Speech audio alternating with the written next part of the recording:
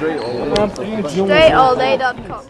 You're now tuned into the show where you learn the discipline to show up day after day, to do the work, the confidence to put yourself out there boldly and authentically, and the mental toughness to continue showing up, doing the work, putting yourself out there, even when the success you've expected to achieve has yet to be achieved. And on top of all this, you get a huge dose of personal initiative. That is the go-getter energy that moves any one of us, including yourself, to go and make things happen instead of waiting for things to happen. And then we put all this together into a series of frameworks, approaches, insights, strategies, and techniques all underneath the umbrella of one unified philosophy that is called Work on Your Game.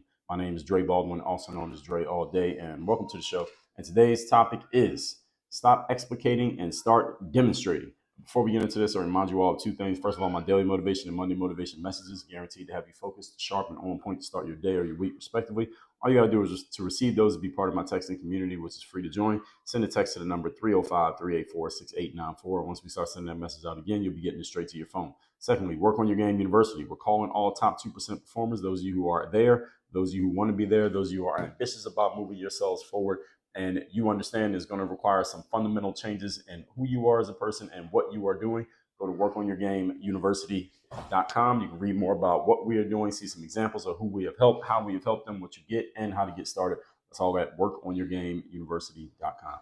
With that out the way, let's get into the topic here today, which again is stop explicating and start demonstrating. Now, I got to give a hat tip to Mr. Robert Greene, author of my favorite book called The 48 Laws of Power, because in one of those laws, he talks about winning through action and never through argument. In other words, letting people see and feel the point that you're trying to make rather than trying to explain to them the point that you're trying to make. And today I'm going to go deep into why this matters and why this is something that is a much better strategy to go about getting your point across this way and letting people see and feel and experience your point rather than trying to verbalize your point, even if you're great at verbalizing your point. And again, I'm going to expand on that topic. Again, start demonstrating rather than explicating. And I don't need to give any more definition, or not definition, but introduction to this topic. We're going to get into it. We're going to start with a definition. So point number one, topic once again is stop explicating and start demonstrating. Number one, definition of explicate is to analyze and develop an idea or a principle in detail. Now, ever since humans have developed the ability to communicate, which is the reason that we have society. Society exists because humans can communicate with each other, and we can figure out ways to get along and stay out of each other's way and help each other and all of that. Words have become ubiquitous, meaning everybody has access to them for the most part. And as the saying goes, because everyone has access to words, talk is cheap. Have you heard that saying before? And words are a dime a dozen. You've heard that before as well. What that means is anybody can say anything. And in today's world, it's even easier to get your word out there because everyone has a platform from which we can publicly broadcast anything that we want to say or share. You can pretty much put any message out you want anytime you feel like it to potentially a whole bunch of people, millions, hundreds of millions, maybe even a billion people through a social media app right there on your phone. You don't even have to leave your house to do this or even engage with a live human being in order to do it. So this makes words more valuable simply because you can reach more people, but they also at the same time make words more cheap because anybody can say anything and we have no idea if there's any substance behind it. All this adds up to the conclusion that people and the things that people say are not nearly as valuable as they used to be because words have become cheaper and cheaper to produce. At the same time, again, using words can get your message spread to a whole bunch of people, but who those people are, you don't always know. So these days we even have software that can produce words for us. You don't even have to say it yourself. I was watching a YouTube video the other day, and it was allegedly, as I'm not watching, but listening to it rather, it was Earl Nightingale, who was one of the founding fathers of personal development, at least in the, let's call it the modern era. He came around in maybe the 60s into the 70s. And as I'm listening to this audio of Earl Nightingale, it's about an hour long, there was something that Earl Nightingale said in the audio that caught my ear because it says something about putting your phone down and not getting distracted by social media. And I'm thinking to myself, wait a minute, what? Wait, what did he just say? And I rewinded it to hear it again. And I'm like, how is Earl Nightingale talking about putting your phone down and social media? Because Earl Nightingale died way before smartphones and social media existed. So how is this even possible? And then I looked into the description of whoever had posted the video, and it said in the description down in the bottom in the quote unquote fine print that this is not actual audio from Earl Nightingale. We use AI software to create it. So basically they got text basically that they might have created through, who knows, some AI software created the text of something that would sound like Earl Nightingale. And then they used his voice, they copied his voice to have him saying it. And then it's saying things that are designed, that was designed, who knows, maybe it got designed 2 months ago and they put that out. So this is, again, another way that we're making words cheaper. It's not that the message itself was necessarily bad, but it was about halfway through and I'm listening to it. I'm like, how is Earl Nightingale talking about phones? The whole point is we have made it so easy to put words out that words are not nearly as valuable as they used to, because again, even software can produce words. So you have no idea if something that's coming from a person or from a source is actually from the person that they claim that it's from, such as this situation that I just described. The point being here, although our ability to communicate will always have value, communication is a very valuable skill. It's a force multiplier. You should always have the ability to communicate. It's how you'll be able to move through life in all ways, your ability to communicate. At the same time that this is true, just saying things alone has become less and less sufficient for achieving substantial outcomes. Just talking alone is not as sufficient as it used to be. At some point, something has to actually happen. Now, you can say things and maybe move people in the direction that you want them to go, but at some point, you got to bring some substance to the table. You can only give so many speeches, make so many threats, and give so many promises before people want to see something actually come to fruition from everything that you're talking about. Which leads us to point number 2. Today's topic, once again, is start demonstrating and stop explicating. Point number 2, the definition of demonstrate means to give a practical exhibition and explanation of a thing. Everyone knows what a demonstration is. Everybody's familiar with the word. It means showing people rather than telling them. That's a demonstration. So when you get a demo of a product that you might buy, what does that mean? It means someone's going to show you how the product works. You see this often with software companies. They'll say, schedule a free demo, and you put your information in, you get on a phone call with one of their sales reps, and the sales rep gives you a demo of how the software can work, maybe for your company. You get a feel for it, you decide if you want to work with them or not, and that's when you go ahead and make the sale. When you go to buy a car, for example, usually the demo is what they call a test drive. Test drive the car and see how it rides, see if it's as nice as it looks on the showroom floor. Let's go drive it around the block a couple times and see how it feels. Everybody is familiar with the demonstration. When you want a car, you're taking on a test drive, demonstration of the vehicle's abilities.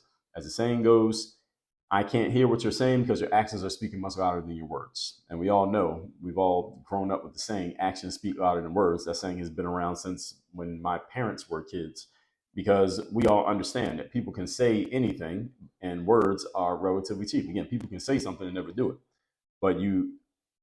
But what someone does is much more valuable than what they say, because action is really the bottom line of what matters when it comes to producing results in life. It's not just things that people do. Not just things that people say, is what people actually do. And we would much rather have somebody who just gets things done and doesn't talk about it at all than someone who talks about a whole bunch of stuff, doesn't do anything. Unless they happen to be your enemy, maybe you want them to be that type of person. So we trust and believe what we see much more than we trust and believe what we hear. And when I say what we see, what I mean is things that we see taking place in action, not just looking at somebody talking. This is the reason why a contract on paper, for example, will stand up in court much more than a verbal contract that someone is claiming happened.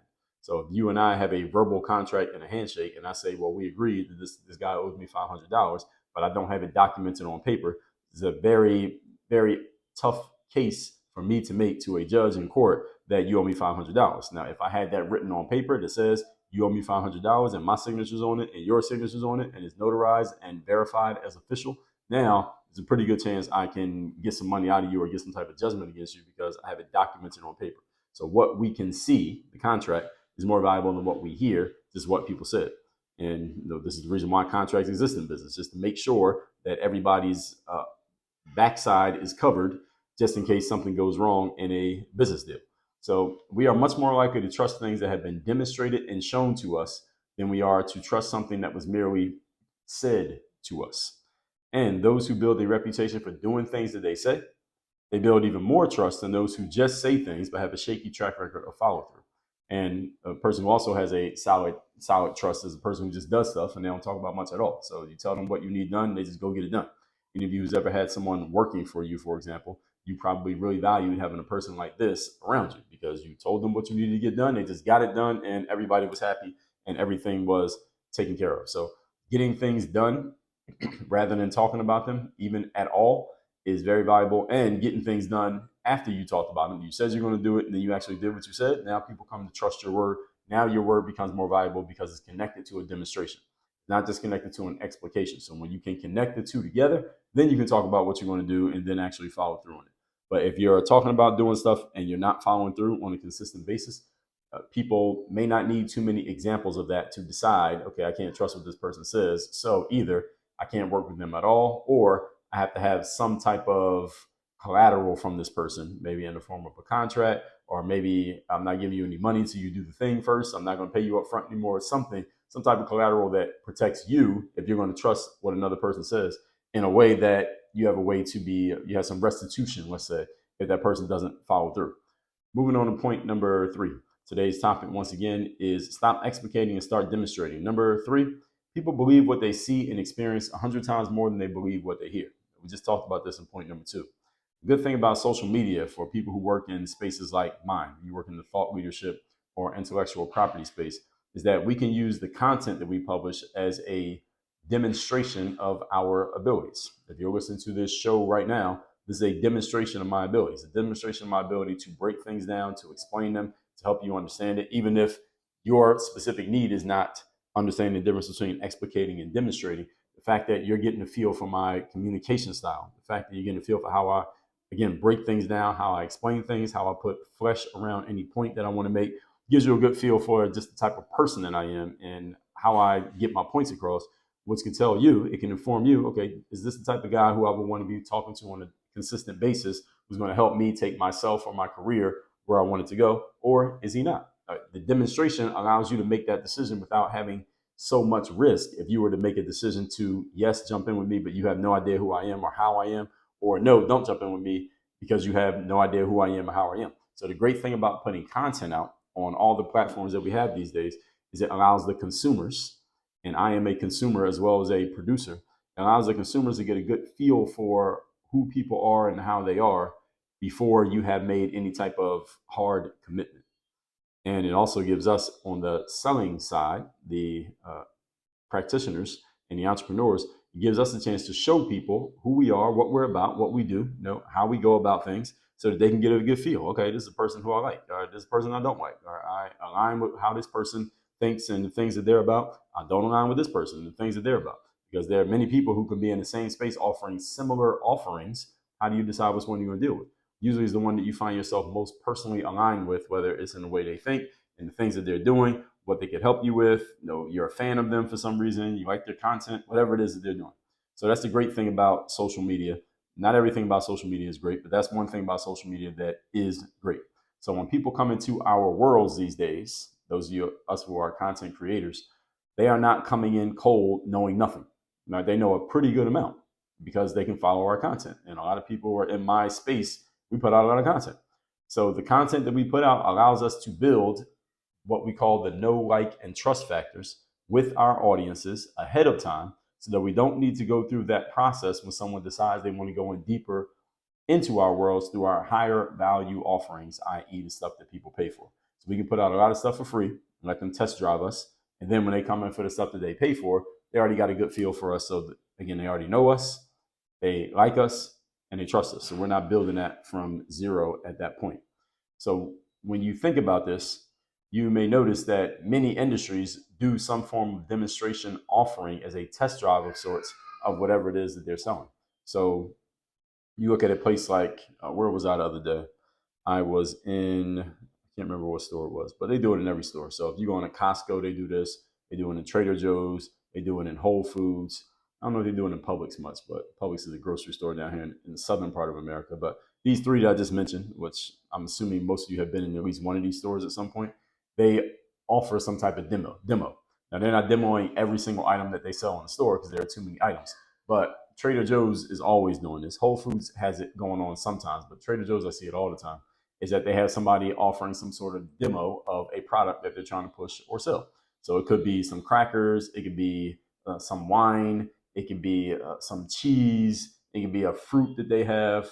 Where was I? I was in not Whole Foods. I was in Trader Joe's the other day, just a couple days ago from when I'm recording this. I had my son with me. He's 2 years old now as of this recording. And there was a person there, they were pushing peaches. Trader Joe's was selling peaches. Now, I don't know why this is, but for some reason, the produce at Trader Joe's is really bad quality produce. I tried buying it just from Trader Joe's instead of Whole Foods, and I had to give up buying produce from Trader Joe's because the produce is really low quality. But anyway, this guy had a bunch of peach slices inside of these little cups, little like mouthwash cups you would get at the dentist. And I gave one to my son. He didn't actually even eat it. He took it because it was offered to him, or I gave it to him, but he didn't actually eat it. But the point is, they were offering a demo because they were trying to push peaches for whatever reason. They're trying to push selling peaches in this day at Trader Joe's. Whole Foods does the same thing. Often they'll have somebody demoing something near the what do they call it, like the packaged foods aisles, like potato chips or pretzels or something like that. And then they'll have somebody near the hot bar, and they're demoing. Usually, it's some type of alcohol. In my experience, is some type of alcohol. So it'll be like a wine or a champagne or something that they're demoing. The whole point is to get you to test it out, and if you like it, then you buy the whole bottle. And I'm thinking that the people who stand at those stands, sometimes they work at the store, but often with Whole Foods, I think those people are vendors. Like they work for the wine company, and they got sent there to Whole Foods, and they probably make more money the more wine bottles they're able to move on that particular day when they're doing the demo. So many companies do this. I'll give you another example. If you go to a dentist, or if you haven't been to a dentist yet, they may send you something in the mail, your mailbox at home, and say, come to the local dentist and get a free teeth cleaning. They may do something like that. What is that? That's a demo of what they do. In the gym, even after you join the gym, and I've worked in gyms, so I know they do this. I don't know if what they do in gyms these days. It's been a while since I worked in one, but I know gyms often would, once you join, they would have one of their trainers call you after you join and offer you a free physical assessment or a free workout session or whatever they want to call it. They'll give it some name. Basically, it's a free personal training session with the trainer. And the whole purpose of the demo with the trainer is to show you the value of having a personal trainer, which could possibly upsell you to buying personal training in addition to buying the gym membership that you've already paid for. A coach, for example, in the coaching industry, people offer some kind of call. Usually, before you get into any kind of coaching program, there's a conversation that happens first. So you can get on a call with us or whoever it is that's running their program. Get on a call with us so we can find out who you are, what you're about, what you're doing, what your challenges are. Find out if we can help. If we feel like we can help, then we take it to the next step, whatever it is. Pet store, for example. I don't know if pet stores do this now, but I've heard of it before. They call it the puppy dog close. If someone's looking at a puppy and they're thinking about getting a puppy, but they're not sure, they're kind of on the fence. The pet store would say, all right, take the puppy home today. And then tomorrow, if you decide you don't want the puppy, just bring it back and we'll keep the puppy, no questions asked. And that usually works for them to keep the puppy because nobody takes a puppy home for a day and has it curl up at their feet and sleep in the bed with them and play with the kids. And then the next day say, all right, we don't want the puppy. Let's take it back. And no, you can't have it. That never happens. So it's a great demo that used to work with puppies, for example, at pet stores. I don't know if they still do that these days. And I've heard that getting a puppy from a pet store is actually not a good idea anyway. But that's a different conversation that won't be had on this feed, but maybe you can find out about it somewhere else if you want to. So the whole point is demonstration works, folks, and you need to be using it. Demonstration works to show people what you're doing. And as long as you can get people to agree to experience the demonstration, if they're the right person for what you're offering, it's usually a good way of moving them into the next step. And you can use this again in your everyday life as well, not just in your business life, but just showing people, hey, here's what I'm about, so that there's no trepidation about putting their trust in you and moving forward. So that said, let's recap today's class. Which says stop explicating and start demonstrating. Again, shout out to Robert Greene, who in his book 48 Laws of Power talks about winning through action, never through argument. It rhymes with what I'm talking about here today. Point number one, explicating is about analyzing and developing in detail. Human beings have had the ability to communicate ever since we started society. We have society because of our ability to communicate. The challenge is, being that it's so easy to communicate pretty much anything these days, one, it makes it more valuable because more people can be reached very easily, but also makes it cheaper because so many people can be reached so easily because everyone has a broadcasting station through which they can say pretty much anything. So there's two sides to the same coin. Point number two, demonstration means to give a practical exhibition and explanation of a thing. Everybody knows what a demonstration is. You show people what a thing is so they can understand it better by seeing it and experiencing it than just hearing about it. And usually we trust things that we experience more than things that we just see. And point number three, people believe what they see and experience 100 times more than they believe what they hear. That's why demonstration matters so much. This is why in many businesses, many industries, you notice demos. Dentists will give you a free teeth cleaning. A gym will give you a free workout session. A automobile dealership will give you a free test drive of a car. All of these are forms of what? demonstrations, showing you how it works, showing you how it goes, so that you know exactly what you're getting and you know exactly what it feels like and exactly what it looks like. So there's no question about what it is if you buy it. That's the purpose of a demonstration period. If you do your demonstrations well, this should help you make more sales. All that said, make sure you text me or my community. Also go to workonyourgameuniversity.com. That's the place you can have me as your direct coach, where we will work on your mindset, strategy, systems, and accountability for getting your stuff out there, demonstrate it, not explicate it, so that you can get to the top 1% of your game and you can demonstrate that to other people. And that's going to make other people want to come follow you. Go to workonyourgameuniversity.com. Work on your game. Dre, all